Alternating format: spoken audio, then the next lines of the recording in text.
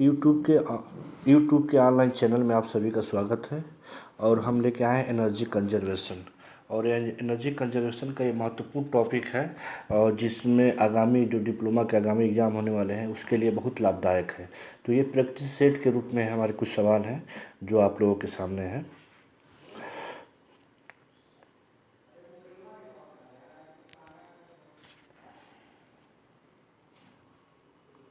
जो पहला सवाल है हमारा, lamp efficiency is measured in. Correct, lamp की एफिशिएंसी कैसे मेजर किया जाता है, यूनिट क्या है उसकी। तो आपको ये बता दें कि पहले दिया ऑप्शन कि लक्स वाट मीटर, कैडेला प्रति मीटर, ल्यूमन प्रति वाट एंड ल्यूमन लक्स। तो आपको ये बता दें कि इसका जो आंसर सही है थर्ड, इसको होते हैं ल्यूमन प्रति वाट। दूसरा है कि which of the following rule is use to determine the direction of the rotation of DC motor. Correct, DC motor की जो रोटेशन की डायरेक्शन होती है हम कैसे डिटरमाइन करते हैं, किस रूल के अनुसार। तो पहला ऑप्शन दिया है Coulomb's law, Lenz law, Fleming के राइट हैंड रूल, एंड चौथा ऑप्शन दिया है हमारा फ्लेमिंग के लेफ्ट हैंड रूल। तो इसका चौथा ऑप्शन सही होगा, फ्लेमिंग के लेफ्ट हैंड रूल से हम क्या करते हैं, डीसी मोटर की डायरेक्शन को डिटरमाइन करते हैं। अब आता है सेकंड, थर्ड है कि ratio of the starting torque to full load torque is listed. करें कि रेशियो स्टार्टिंग टार्क पूछा है कि स्टार्टिंग टार्क और फुल लोड टार्क किसका लिस्ट होता है। तो आपको चार ऑप्शन दिए हैं कि differential, compound meter, shunt motor दिया, डीसी सीरीज मोटर दिया है, और कम्युनिकेट। तो कम्युलेटर कंपाउंड रोटर, तो इसका जो ऑप्शन होगा, इसका शंट मोटर जो होता है उसका रेशियो अधिक होता है। चौथा क्वेश्चन हमारा है कि आप देखिए कि efficiency of the DC motor eight maximum power. Correct, DC motor की मैक्सिमम पावर पे इफिशियंसी कितनी होती है।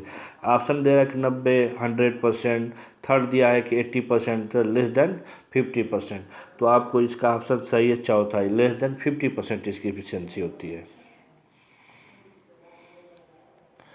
तो अब छठा क्वेश्चन है कि now a day DC motor is widely use. Correct, DC motor इस समय जो नाउ डे अब समय वाइडली यूज होता है किस क्षेत्र में। तो दे रहा है कि इलेक्ट्रिक ट्रैक्शन में, दे रहा है कि air compressor, centrifugal pump and machine सब। तो आपको ये बता दें कि सबसे अधिक जो यूज होता है हमारा इलेक्ट्रिक ट्रैक्शन में यूज होता है।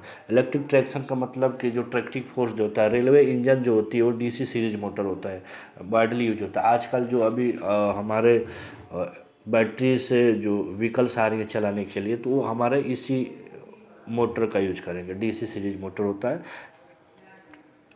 सातवां क्वेश्चन दिया है कि by looking at which particular part of the motor we can identify to DC motor. हम कह रहे हैं कि इसका ये क्वेश्चन का कि आप पर्टिकुलर मोटर को देख के कैसे आइडेंटिफाई करेंगे कि ये हमारा ये डीसी मोटर है। तो आपको पहला ऑप्शन दिया कि शाफ्ट होता है, दूसरा दिया कि फील्ड वाइंडिंग, कम्युलेटर दिया है, और तीसरा आर्मेचर वाइंडिंग।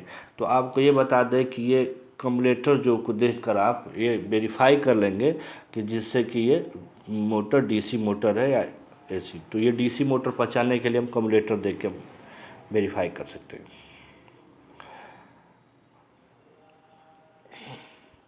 अब ये देखते हैं आठवां क्वेश्चन है कि compression ratio in case of SI engine. SI engine का मतलब स्पार्क इग्निशन इंजन रेंज दिया है कि स्पार्क इग्निशन का जो कंप्रेशन रेशियो कितना होना चाहिए।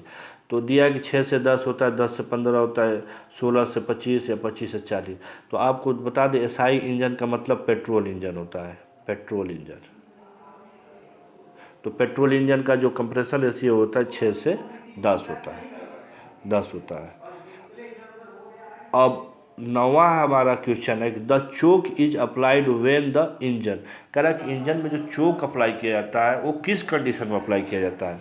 तो दे रहा है कि एक्सीलरेटर के लिए, हॉट के लिए, कोल्ड के लिए।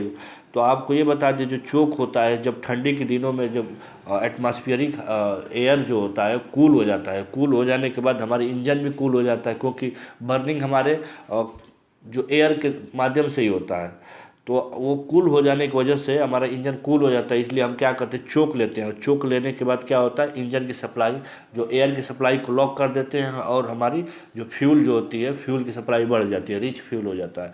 उसके बाद हमारा इंजन स्टार्ट हो जाता है। उस इंजन स्टार्ट होने के कुछ देर बाद हम क्या करते हैं, एयर की सप्लाई देते हैं। तो किस कंडीशन में, कोल्ड के समय ही हम चोक को लेना पड़ता है हमको।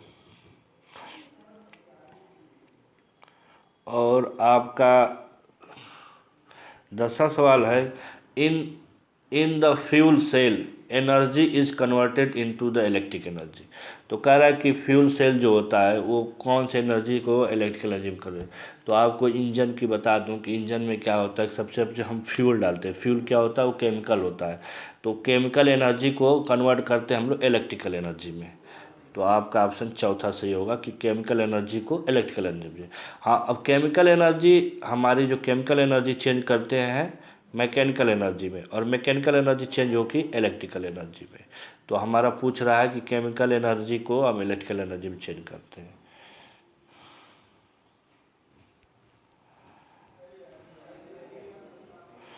अब नेक्स्ट आते हैं, देर आर कि which of the following motor is use to tape recorder. जो टेप रिकॉर्डर होता है हमारा, जो पहले समय में टेप रिकॉर्डर हुआ करते थे, तो उसमें कौन सा मोटर यूज होता है।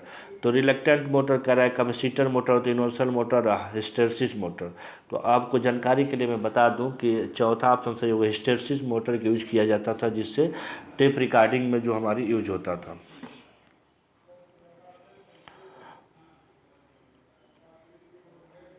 और ये काफ़ी चर्चित सवाल है, काफ़ी बार आया हुआ है।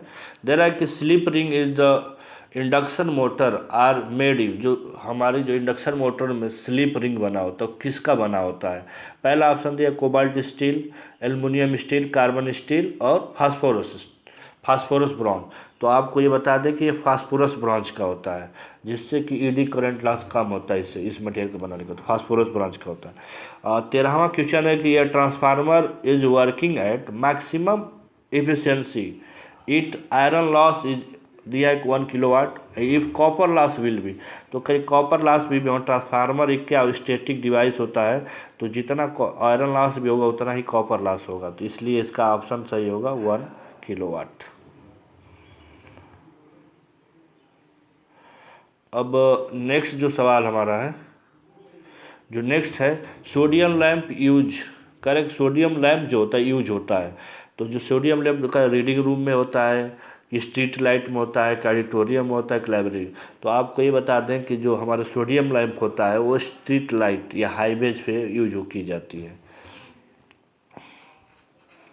और ये हमारा 15वां सवाल है कि ये the fuse wire is made up. जो फ्यूज वायर होता है वो किसका बना होता है। पहला ऑप्शन दिया है कि नाइक्रोम दिया है, लीड टिन दिया है, कॉपर दिया है, टंगस्टन दिया है। तो आपको नाइक्रोम, ये कॉपर और टंगस्टन, ये तीनों ऐसे मेटल हैं जिनकी मेल्टिंग पॉइंट बहुत हाई होता है। मगर हमें फ्यूज वायर, हमको ऐसा फ्यूज वायर बना देते हैं इस मटेरियल का जिसका मेल्टिंग पॉइंट लो हो, जिसके कि अगर हमारा करंट हाई हो तो ब्रेक कर जाए, मेल्ट कर जाए। मेल्ट करने के बाद क्या होता है, हमारी डिवाइस को ख़राब होने से बचा दे। तो सेफ्टी डिवाइस के रूप में यूज किया जाता है। तो इसका ऑप्शन जो होगा हमारा लीड और टिन है। जो लीड और टिन होता है इसकी मेल्टिंग पॉइंट बहुत कम होता है। तो धन्यवाद वीडियो देखने के लिए।